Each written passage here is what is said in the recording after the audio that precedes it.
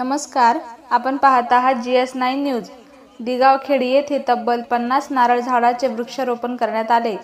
प्रतिनिधी जाकीर बेग अंधारी। कन्नड तालुक्यातील दिगावखेडी येथील ग्रामपंचायतच्या वतीने सार्वजनिक व धार्मिक प्रशासकीय ठिकाणी तब्बल 50 नारळ झाडांचे वृक्षारोपण करण्यात आले।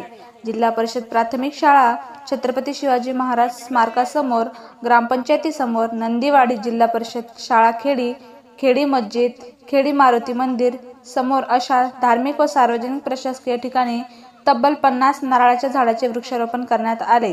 तसेच या ठिकाणी शोभा वाढावी या हेतूने आणि नारळाचे फळझाड हे उपयुक्त फळझाड असून परिसरात सुंदरता वाढेल म्हणून आम्ही या सार्वजनिक ठिकाणी नारळ झाडाचे वृक्षारोपण केले आहे।